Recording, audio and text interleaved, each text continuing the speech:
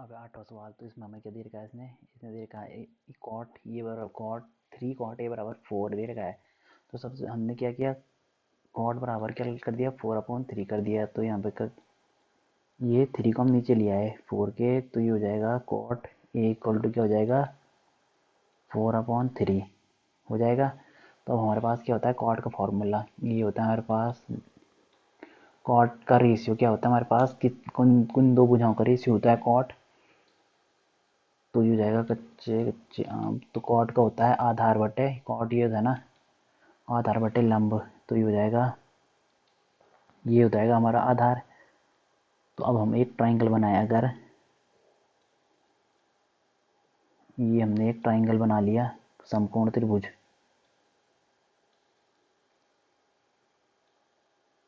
ये बना लिया हमने ट्राइंगल। अब हमें ए को रखना है 90 डिग्री, क्योंकि हमें ए के बारे में पूछ रहा है। तो ए को रखना है ये यहाँ पे, एक ए भुजा को इस वाले एंगल को लेना है, यानी कि हमने तो ये ए हो गया और इसे हमने बी मान लिया और इसे मान लिया सी।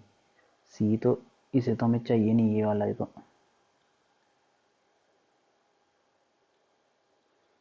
ये हो गया। तो हमारे पास हो जाएगा, ये हमें क्या है, कॉट बराबर आधार बटे लंब। तो आधार क्या है हमारे पास, लंब कौन सा होता है, लंब यानी कि इस भुजा के सामने, कर्ण कौन सा होगा 90 डिग्री के सामने। तो लंब तो ये हो गया हमारे पास 3 और आधार क्या है हमारे पास 4। अब हमें क्या निकालना है, अब हमें निकालना है कर्ण। तो कर्ण का क्या हो जाएगा, यानी कि ए सी। अब ए सी इक्वल टू यहाँ पे पाइथागोरस प्रमेय लग गई, ए सी स्क्वायर इक्वल टू 3 का स्क्वायर प्लस 4 का स्क्वायर। तो हो जाएगा ए सी इक्वल टू 3 3 9 4 चौको 16। तो ए सी इक्वल टू हो जाएगा हमारे पास 5। तो ये हमने 5 लिख दिया, यानी कि हमारे पास कर्ण क्या आ गया 5। अब हम ये निकाल सकते हैं ना, अरे यार इतना तो करने की जरूरत, अच्छा हाँ चाहिए तो ये भी हमें चाहिए, कर्ण की जरूरत पड़ रही है। तो अब हमें सिद्ध करना है कि ये वाली कंडीशन है कि नहीं है, यानी कि लेफ्ट हैंड साइड बराबर राइट हैंड साइड आनी चाहिए। तो सबसे पहले हम क्या ले रहे हैं, सबसे पहले ले रहे हैं हम 1 माइनस टेन स्क्वायर ए अपॉन 1 प्लस टेन स्क्वायर ए। तो 1 माइनस, अब 10 किसका उल्टा होता है, कॉट का उल्टा होता है ना। तो कॉट तो हमें दे रखा है, कॉट बराबर दे रखा है अगर हमें 4/3, तो सीधा सीधा 10 लिख देना हमने, 10 इक्वल टू लिख देना हमें 3/4, क्योंकि कॉट का उल्टा क्या होता है 10। तो इसकी वैल्यू उल्टी हो जाएगी, तो 3/4, 4/3 था तो 3/4 बन गया। तो सीधा सीधा यहाँ पे लिख दो 10 के बराबर में 3/4 अपॉन 1 माइनस 3 बटे, नीचे प्लस है ना तो यहाँ पे प्लस 3/4 का स्क्वायर। तो कितना हो जाएगा ये हो जाएगा, ये हो जाएगा 1 माइनस 3 3 9 अपॉन 16 बटे 1 प्लस 9/16। तो कितना हो जाएगा ये, 16 में से 9 गया 7,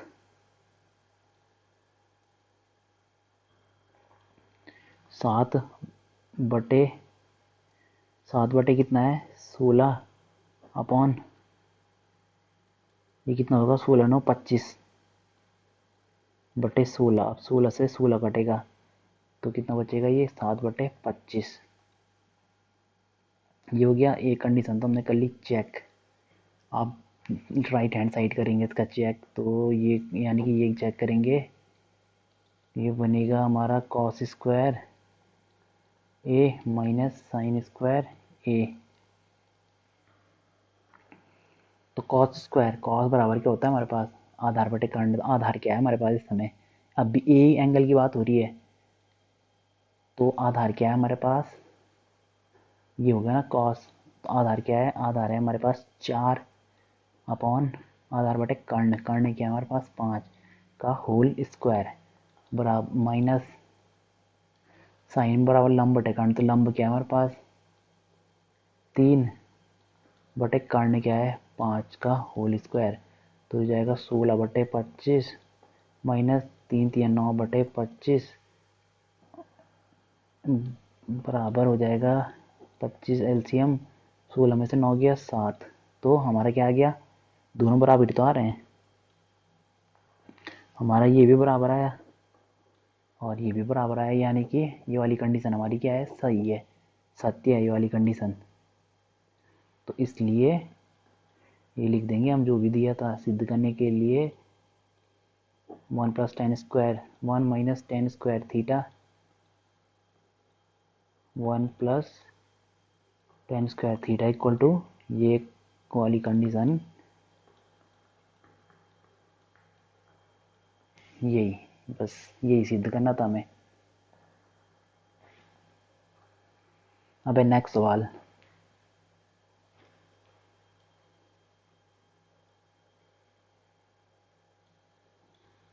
तो 9वां सवाल है, इसमें हम ये क्या करना है, हमें का मान ज्ञात करना है इसका।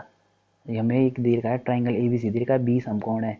तो बनाओ इसे, ये बनाया हमने ट्राइंगल ए बी सी। तो ए बी सी, बी क्या है हमारे पास, समकोण है, और ट्राइंगल ए बी सी, और टेन ए, ए यानी कि ए इस वाले एंगल की बात कर रहा है ए। तो हमारे पास क्या होता है,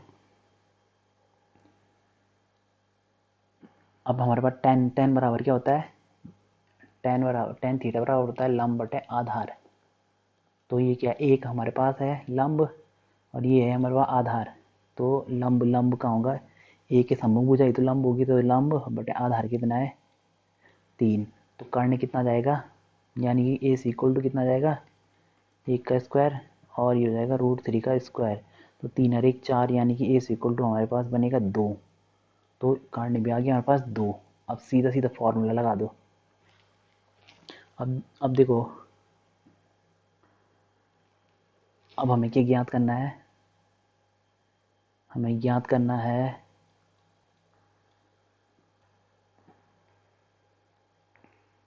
पहला वाला खंड, यानी कि इसकी बात कर रहा है। तो इसमें ज्ञात करना है हमें साइन ए और कॉस सी प्लस कॉस सी ए और साइन सी। अब देखो, अब हमें क्या दिख रहा है यहाँ पे, ये तो ए है परंतु ये सी है, यहाँ पे ए है ये सी है। तो यहाँ पे हमने लंब और आधार चुनने में सावधानी बरतनी है यहाँ पे।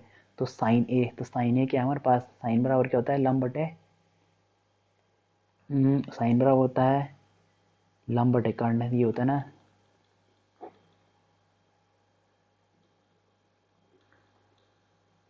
तो साइन क्या होता है, ये होता है साइन, तो लंब बटे आधार। तो लंब क्या होगा हमारे पास इसमें, अगर ए की बात करें, यानी कि इस एंगल की बात कर रहे हैं अब हम, एंगल ए, ये वाला एंगल ले रहे हैं हम एंगल ए।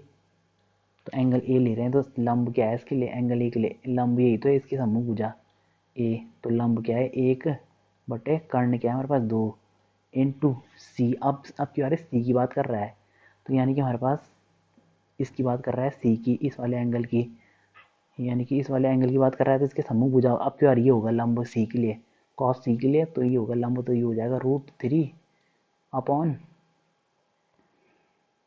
अरे लंब, अब हमें क्या निकालना है आधार बटे कर्ण, कॉस बराबर आधार बटे कर्ण। तो लंब तो ये हो गया इसके लिए, सी के लिए लंब ये हो गया, तो आधार कौन सा होगा, यही तो होगा 1, और आधार बटे कर्ण, कर्ण क्या है हमारे पास 2, प्लस फिर अब कॉस ए, यानी कि किस एंगल की बात कर रहा है, इस वाले एंगल की, तो इसके सम्मुख भुजा होगी लंब।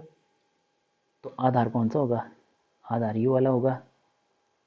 तो आधार हो गया आधार बटे कर्ण, कर्ण तो हमेशा सेम रहेगा 2, सबसे बड़ी भुजा कर्ण। सी, अब फिर सी की बात कर रहा है, तो सी की बात कर रहा है यानी कि ये तो हो जाएगा हमारे पास लंब, तो ये हो जाएगा हमारे पास आधार। तो आधार 1 बटे कर्ण, कर्ण फिर 2 है, तो ये हो जाएगा 1/4 प्लस 1 √3/4। तो ये हो जाएगा 1 + √3/4। इसकी वैल्यू यही आई हमारे पास, यही हमें ज्ञात करना था। इस सवाल में एक गड़बड़ हो गई है, यहाँ पे साइन सी था ना, तो साइन साइन बराबर क्या होता है लंब बटे कर्ण। तो हमने तो कॉस का फॉर्मूला लगा दिया इस पर। तो लंब क्या है इसमें, अगर सी की बात कर रहा है तो सी है, तो लंब क्या है हमारे पास √3। तो साइन सी बराबर क्या होगा, लंब बटे कर्ण, तो लंब है हमारे पास √3, क्योंकि साइन सी इसकी बात कर रहा है इसकी, तो सी होगा हमारे पास ये, वो लंब होगा ये, और बटे कर्ण क्या होगा 2, तो ये था, तो यहाँ पे 3 आना था, तब 3/4, तो ये गड़बड़ हो गया हमारा, रूट ये होना ना √3 इंटू √3 बराबर 3, तो ये हो गया 3/4, तो बराबर 1। कितनी वैल्यू आई हमारे पास इसकी, 1 वैल्यू आ गई।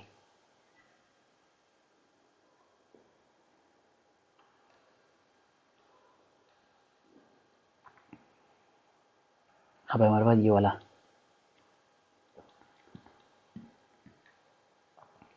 क्या निकालना है हमें,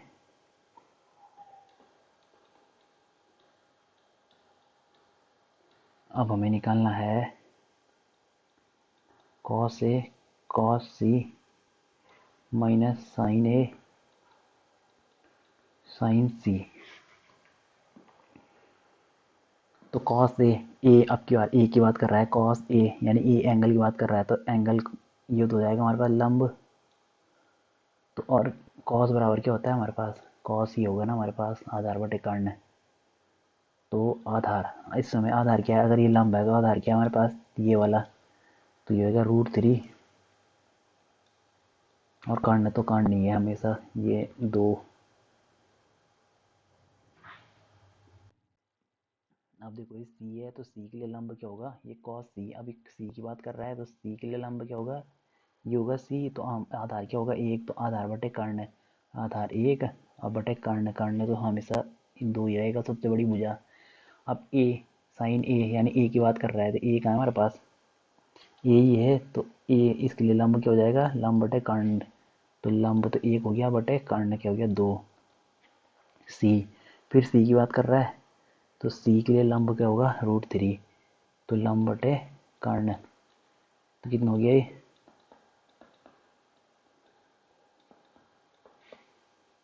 तो ये कितना हो गया 0, तो इसकी वैल्यू क्या आ गई 0,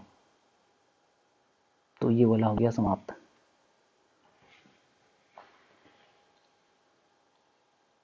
अब 10वां सवाल, इसमें क्या बोला है कि ट्राइंगल पी क्यू आर है हमारे पास कोई, जिसमें क्यू समकोण है, तो ये लिख दिया हमने triangle P Q R, Q क्या है हमारे पास समकोण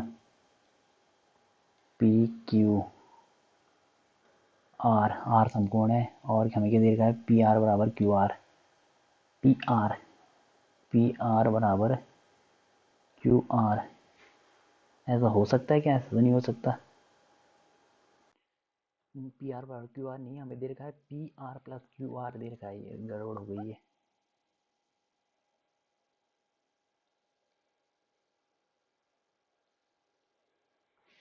ये दे रखा हमें पी आर बराबर क्यू आर, और पी क्यू बराबर दे रखा है 5, पी क्यू क्या दे रखा है 5, और ये निकाल लिया हमें sine P cos P tan P, तो पी को यहीं ले लो, वैसे वो भी ठीक है, पी यहाँ भी ले सकते हैं, मगर हमें थोड़ा सिंपल रखेगा, इस प्रकार हम लंब ले लेंगे इसे, तो पी क्यू आर, अब क्या दे रखा है इसने, दे रखा हमें पी क्यू 5 दे रखा है, रख दिया, और साथ में क्या दे रखा है, हमें दे रखा है P Q P R plus Q R equal to दे रखा है 25। अब देखो इसे पाइथागोरस प्रमेय लगा दो, तो इसमें पाइथागोरस प्रमेय लगा दिया हमने ट्राइंगल आर क्यू पी पे, पी आर क्यू पे,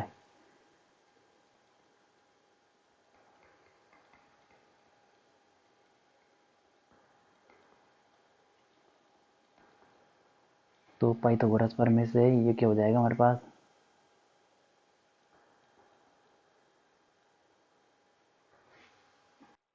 ये पाइथागोरस प्रमेय से क्या हो जाएगा हमारे पास, पी आर का वर्ग बराबर क्यू आर का वर्ग प्लस क्यू पी का वर्ग, तो क्यू पी की जगह सीधा 5 रख दो, ये क्या था हमारे पास दिया हुआ है, ये वाली कंडीशन, ये वाला कंडीशन दिया हुआ है। अब देखो, अब हमें क्या दे रखा है यहाँ, पी क्यू बराबर P Q plus Q are, तो देखो ये हो गया। अब हमने क्या किया, इसे उठा के यहाँ लिया है, इसका साइड बदल दिया हमने। तो ये था पी आर का स्क्वायर माइनस क्यू आर का स्क्वायर इक्वल टू 5 पंजे 25, ये इधर बच गया। अब हम इसे कैसे लिख सकते हैं, ए स्क्वायर, ये किसका फॉर्मूला है, ए स्क्वायर माइनस बी स्क्वायर का। तो ये फार्मूला लगा दिया हमने इस पर। तो P R plus Q are into P R minus Q R बराबर 25। तो ये क्या है हमारे पास, इस समीकरण 1 से, तो यहाँ से क्या वैल्यू रख दो हमने यहाँ पे क्या वैल्यू थी दे रखी थी इसने हमें क्वेश्चन में कि P R plus Q are बराबर क्या है 25। तो इसकी जगह सीधा 25 रख दो। तो ये इसकी जगह हमने रख दिया 25 into P R minus Q R बच गया बराबर क्या है 25। अब हमें क्या दिख रहा है, 25 से 25 काट गया, 25 से कम 25, ये 25 से कम 25, तो ये हो गया हमारे पास समीकरण 2।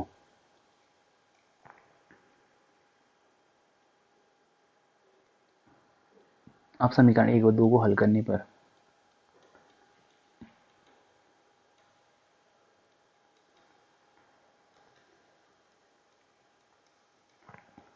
तो अब समीकरण 1 और 2 को हल कैसे करेंगे, वही विलोपन विधि, कौन सी विधि लगाएंगे हम, विलोपन विधि लगा दिया, या कोई भी विधि लगा दो, मगर सबसे सिंपल विधि यही है विलोपन। तो समीकरण 1 और ये हो गया समीकरण 2। तो ये हो गया 1, तो ये क्या था हमारे पास, ये कट गए हमारे पास, ये हो जाएगा 2 पी आर इक्वल टू कितना हो जाएगा 26। तो पी आर की वैल्यू कितनी आ गई हमारे पास 13। पी आर कितना आ गया 13, पी आर का है 13। अब हमारे पास देखो, अब यहाँ जब पी आर आ गया तो अब समीकरण 1 में मान रख दो इसका, समीकरण 1 से। तो समीकरण 1 में हमने पी आर की वैल्यू रख दी कितनी 13 plus Q R equal to कितना है 25। तो क्यू आर इक्वल टू 12।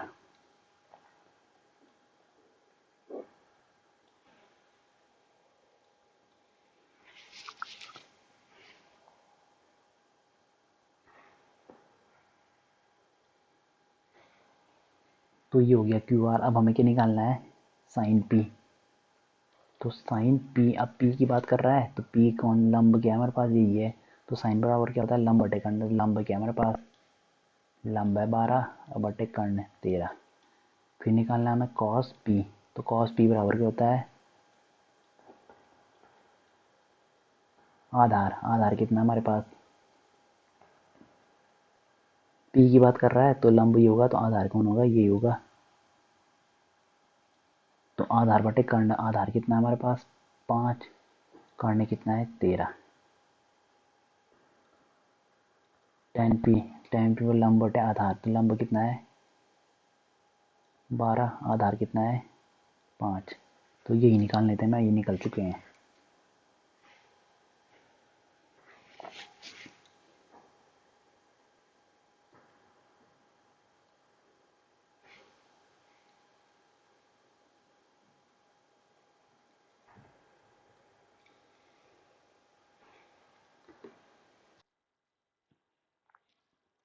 तो इसमें देखो पहला सवाल है कि बताइए, इसमें क्या बोला है, बताइए कि निम्न कथन सत्य है या असत्य है। अगर अपना कारण की पुष्टि भी कीजिए।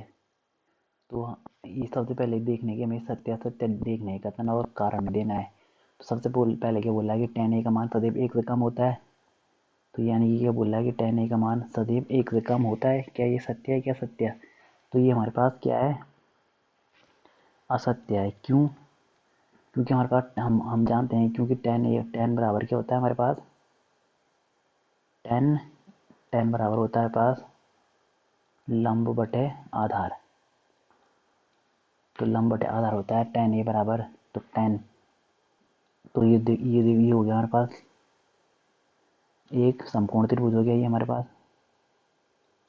ये हो गया हमारे पास ए की बात कर रहा है तो ए ये ले लिया, और बी ये हो गया समकोण पे, और सी। तो हमारे पास क्या होता है, हमारे पास ये तो था हमारे पास लंब, और ये था हमारे पास कर्ण। तो ये तो हमारे पास क्या लंब, ये था हमारे पास आधार।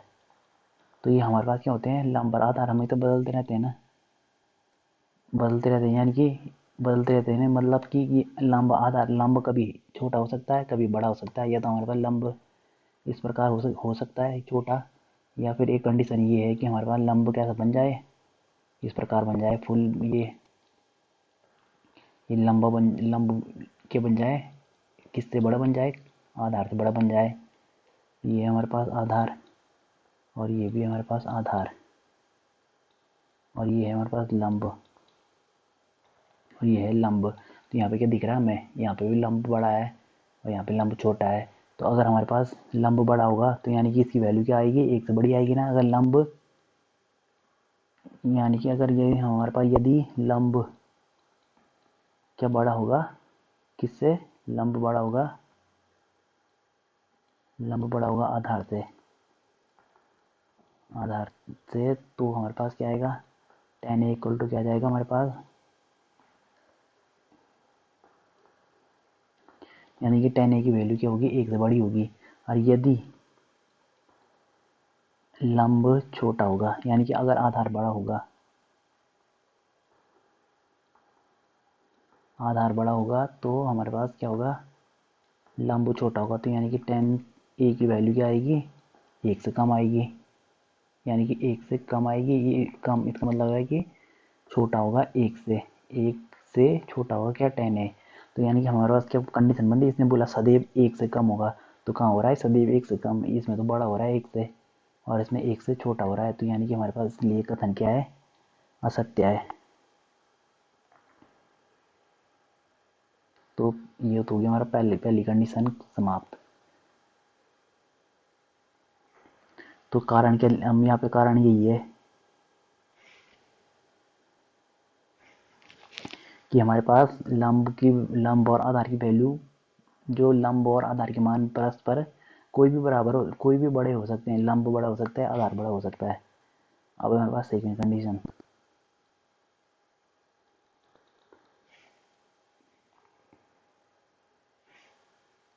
ये क्या है कि कोण ए के लिए फिर वही ट्राइंगल बनाओ, ए कोण ए, तो ए हो गया, बी सी कोण ए, तो sec ए, कोण ए के लिए sec ए बराबर क्या होना चाहिए, क्या बोल रहा है sec ए, तो sec ए बराबर 12/5। तो sec ए क्या होता है, sec ए बराबर 12/5। तो sec क्या होता है हमारे पास, sec थीटा बराबर होता है,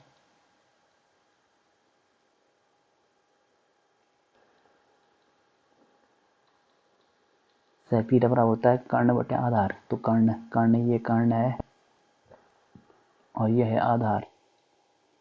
तो कर्ण कर्ण क्या है हमारे पास, आधार क्या है। तो क्या ये संभव है, ये संभव है ये, क्योंकि हमारे पास कर्ण क्या आ रहा है, बड़ा आ रहा है किससे, आधार से। तो ये कंडीशन, कर्ण हमेशा कौन सी भुजा होती है, सबसे बड़ी वाली भुजा होती है। तो चूंकि ये 12/5, चूंकि कर्ण कर्ण बड़ा है आधार से, तो ये कंडीशन क्या है, सत्य है ये वाली कंडीशन। क्यों, क्योंकि कर्ण बड़ा है आधार से, तो ये हो सकता है। तो यानी कि हम ये भी निकाल सकते हैं, लंब जो लंब आएगा वो भी कर्ण से छोटा आएगा। तो ये वाली कंडीशन सत्य है।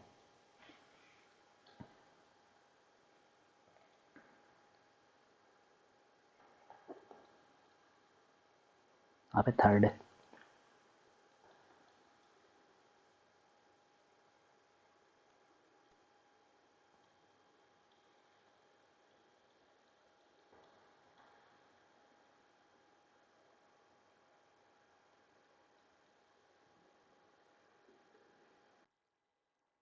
अभी क्या बोल रहा है कि ये cos ए कोण ए के को, ये मतलब हमारे पास ये बोल रहा है कि जो हमारा cos होता है वो किसका संक्षिप्त रूप है, cos सेकेंड का संक्षिप्त रूप है। ये होता है क्या, ऐसा ये पूछ रहा है। जो हमारे पास cos लिखते हैं, ये हम शॉर्ट फॉर्म लिखते हैं, जैसे कि साइन, ये हम शॉर्ट फॉर्म लिखते हैं, tan, इनकी फुल फॉर्म क्या होती है। जैसे कि cos होता है तो हमारे पास फुल फॉर्म होती है इनकी, सबसे पहले जैसे कि हमने ले लिया कौन सा, साइन। तो साइन साइन क्या होता है, हम साइन को क्या लिखते हैं, साइन होता है हमारे पास साइनी, ये ई भी लग जाता है इसमें। दूसरा क्या होता है कॉस, तो कॉस को क्या लिखते हैं हम, कोसाइन, इसका फुल फॉर्म है कोसाइन। और फिर हम टेन, तो टेन होता है टेंजेंट, टेन को हम क्या लिखते हैं, टेंजेंट। और ये होता है हमारे पास फिर कॉस के बाद फिर इसका उल्टा कॉसेक। कॉसेक तो कॉसेक कॉसेक की तो शॉर्ट फॉर्म है, इसकी फुल फॉर्म क्या है? इसकी फुल फॉर्म है हमारे पास कॉसेकेंट। इसकी फुल फॉर्म क्या होती है? कॉसेकेंट। और फिर हमारे पास सेक। तो सेक की फुल फॉर्म होती है हमारे पास सेकेंट। ये इतना सेकेंट।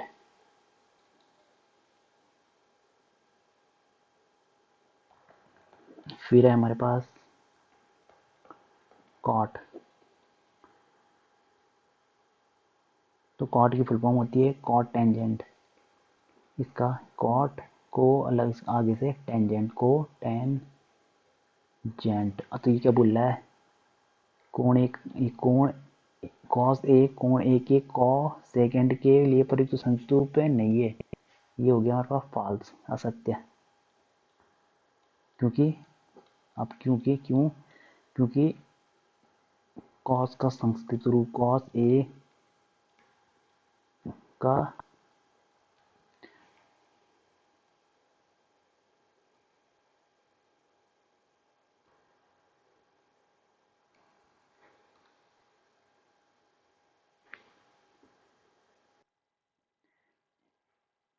क्योंकि कॉस ए का संपूर्ण रूप क्या होता है?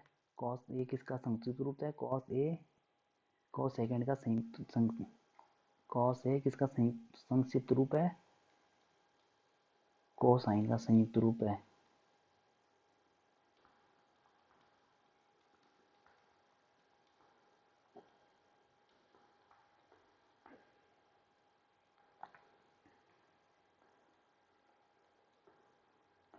तो कॉस ए को क्या लिखते हैं? कोसाइन।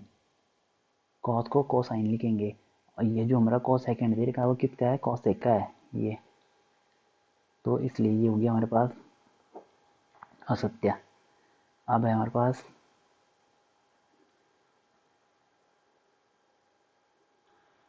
ये वाला कॉट ए और बी का गुणनफल होता है कॉट इंटू। ये क्या बोला कि हमारे पास चौथा सवाल, ये क्या बोला कि हमारे पास जो कॉट ए होता है इस ये क्या इसका मतलब ये होता है क्या? कॉट इंटू ए ये होता है क्या? ये नहीं होता, क्योंकि कॉट का कोई अस्तित्व नहीं है जब तक इसके साथ एंगल ना लिखा जाए। तो ये क्या हमारे पास असत्य है ये वाला कथन।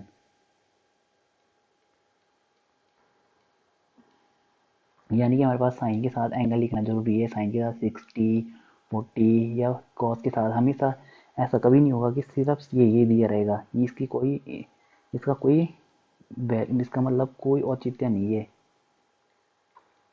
हमारे एंगल लिखना जरूरी है, तो ये इसलिए असत्य है। तो यहाँ पे क्या लिखेंगे हम? चूंकि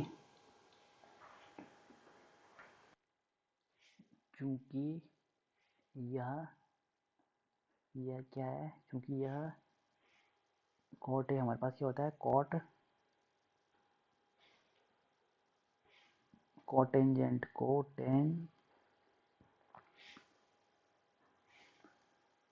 कोटेंजेंट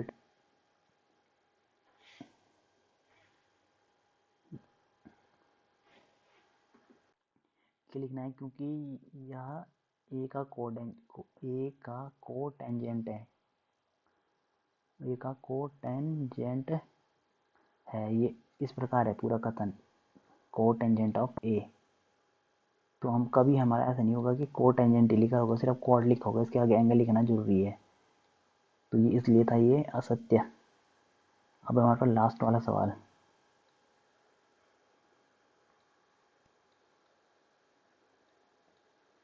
तो किसी भी कोण थीटा के लिए साइन थीटा की वैल्यू क्या हो सकती है? 4/3। तो 4/3 हो सकती है, तो साइन थीटा बराबर क्या होता है? लंब बटे कर्ण। तो हमारे पास लंब कभी बड़ा हो सकता है कर्ण से? तो ये कथन क्या है हमारे पास? असत्य। अब क्यों है? क्योंकि कभी भी लंब किससे बड़ा नहीं हो सकता। क्योंकि कभी भी लंब कर्ण से बड़ा नहीं होगा।